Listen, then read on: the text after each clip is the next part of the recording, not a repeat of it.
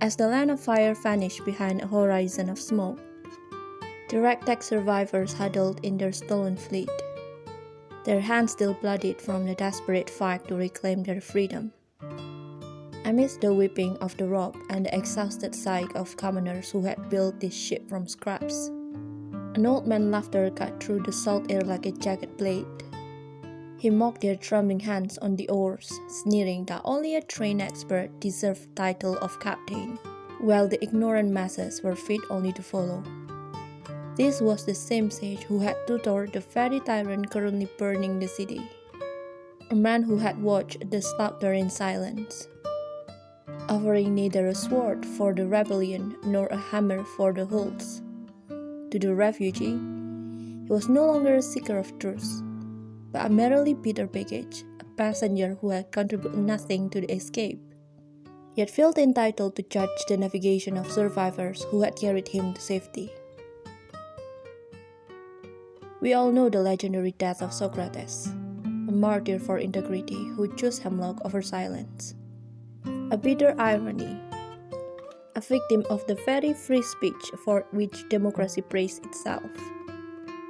But truth is never defined by a woven story of a devoted student's note about his idealized teacher.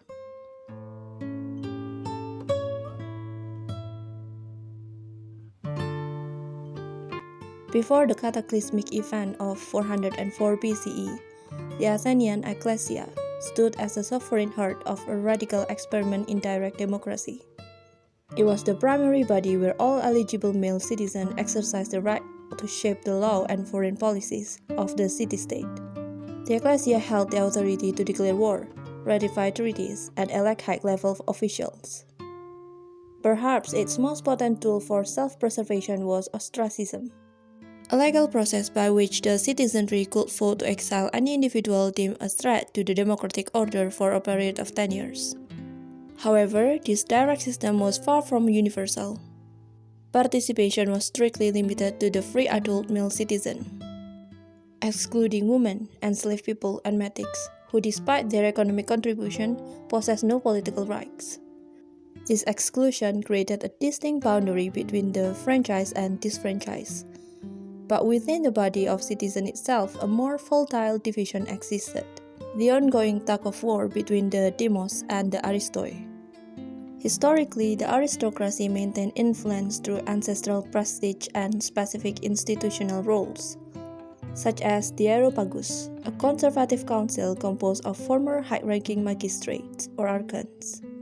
However, a series of radical reforms, most notably those of Aeschylus in 462 BCE, stripped the Areopagus of its power, shifting authority towards the General Assembly. To further level the playing field, the Athenian introduced Council of 500s, where members were chosen by random lottery rather than elections. This mechanism was a deliberate attempt to prevent wealthy families from buying seats or forming permanent political class. And under the leadership of Pericles, the state began paying citizens for jury duty and assembly attendance. This was a revolutionary economic shift. It allowed the debtors to participate in governance without losing the wage necessary for survival. Despite these democratic gains, the aristoi retained significant soft and hard power. While most minor offices were filled by lot, the most critical roles, specifically the strategoi, remained elective. Aristocrats often secured this position due to their superior education in rhetoric, their military training, and the weight of their family names. Furthermore, the wealthy were burdened with liturgies, a system of voluntary taxation where they were expected to fund public works, such as the construction of worship or the sponsoring of religious festivals. This created a paradoxical social tension. The demos held the legal majority and the power to vote for expensive state venture, while the aristoi were the one legally obligated to foot the bill. By the late 5th century, the common people held nearly all legal authority, a reality that deeply embittered the elite and set the stage for oligarchic creation.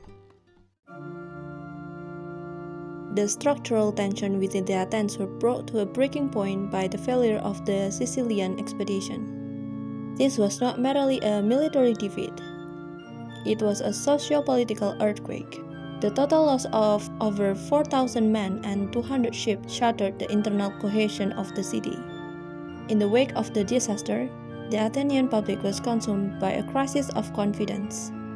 Citizens, desperate for a scapegoat, turned their fury towards orators and demagogues who had persuaded them to vote for the expedition in the first place. For Aristotle, the Sicilian disaster was proof that democracy was a reckless and unrestrained system. They viewed the Assembly's decision to invade Sicily as a scheme of adventure that had squandered the city's finite resources. This internal disarray led directly to the coup of 411 BCE, where the democracy was temporarily overthrown and replaced by an oligarchic council known as the 400. This marked the first time in nearly a century that Athenian unity was fundamentally broken by a regime change during wartime. The most damaging figure in this era of betrayal was Alcibiades, a brilliant strategist and the primary advocate for Sicilian campaign. Alcibiades was recalled to Athens to face religious charges just as the expedition began. Rather than face trial, he defected to Sparta. His betrayal was surgical. He provided the Spartans with exact strategic goals of the Athenians, allowing them to send General Philippus to Syracuse to turn the tide. Furthermore, he encouraged Athens' subject allies in Delian to revolt, stripping the city of the tribute money required to build its fleet. Even when Alcibiades later attempted to return to Athens by manipulating the Persian satrap Tissaphernes, the damage was done. The deep-seated distrust he sowed meant that even after his recall, he was exiled again after a minor defeat at the Battle of Notium in 406 BCE. Without a unified command and plagued by political infighting, the Athenian fleet was finally annihilated at Aegopostami in 405 BCE. After the destruction at Aegopostami, a besieged and starving Athens was forced to surrender to the Spartan general Lysander. The subsequent transition to oligarchy was presented under the guise of constitutional reform. Lysander himself attended the assembly to ensure the correct outcome. An Athenian named Dracontides proposed that the government be entrusted to the 30 men to revise the ancestral laws. When the assembly hesitated, Lysander issued a direct threat. Athens has violated the peace term, and their lives were at his mercy. Under his duress, the citizens voted to abolish the democracy. The resulting board, the 30 Tyrants, was a carefully balanced puppet government designed to ensure Spartan hegemony. It consisted of 10 members representing returning exiles, 10 chosen by the ephors, and 10 selected by the assembly under Lysander's supervision. Once in power, the 30 quickly abandoned the pretense of law reforms. They requested a garrison of 700 Spartan soldiers to station at the Acropolis to protect them from the common people. The 30 then initiated reign of terror to consolidate their power. They disarmed the citizenry, leaving only a hand-picked list of 3,000 supporters with weapons. They targeted democratic leaders and wealthy medics, executing them to seize their assets and fund the regime. Even moderate oligarchs were not safe. Theramenes, a member of the 30 who questioned the escalating violence, was forced to drink hemlock. To manage the city's vital infrastructure, the 30 appointed a secondary board of 10 in Piraeus, creating a layered hierarchy that mirrored Spartan military organization. Their goal was clear: to ensure Athens would never again possess the naval power or democratic favor to challenge Sparta. The fall of the 30 Tyrants was eventually brought about by a democratic resistance movement based in Piraeus. However, the resolution of the civil war was dictated by Spartan internal politics rather than Athenian idealism. While General Lysander wanted to keep his puppet regime in power at any cost, King Pausanias of Sparta feared that Lysander was becoming too powerful and independent. Pausanias' intervention was a calculated move to check Lysander's influence. He marched an army to Athens, ostensibly to support the oligarch, but secretly opened negotiations with democratic rebels. The result was the Amnesty of 403 BCE, a landmark peace treaty that ended the strife between men of the city and men of the Piraeus. Pausanias made this amnesty a non-negotiable condition for Spartan withdrawals. He understood that a total democratic victory or a continued oligarchic purge would lead to a permanent state of stasis, leaving Athens a volatile and useless neighbor.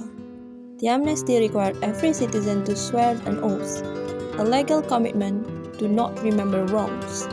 This was a pragmatic survival pact. It barred citizens from being a lawsuit against one another for political action taken during the terror. While the high-level boards were excluded from the pardons, the general populace was forced to trade their rights to legal revenge for the restoration of their institutions. The restored democracy was born into a state of civic paranoia. Though the amnesty legally forbade remembering wrongs, the social and economic score remained. Athens was bankrupt, its empire was gone, and its silver mine in Laurion were inactive. The city saw a way to purify itself and find a cause for its humiliation. In this climate, Socrates became the perfect symbolic scapegoat. To the average Athenian, the Socratic circle was a breeding ground for the very men who had destroyed the city. Critias, the most brutal leader of the 30, and Alcibiades, the great traitor, were both students of Socrates. While Socrates himself had not participated in the crime of the 30, his constant questioning of the wisdom of the masses and the lottery system was seen as the intellectual blueprint for the oligarchy.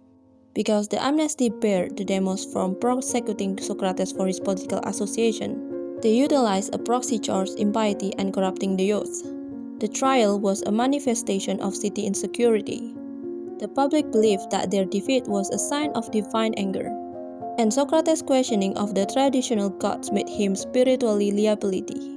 During the trial, Socrates' defiant refusal to show humility, suggesting he be treated as a hero rather than criminal, forced the jury hand.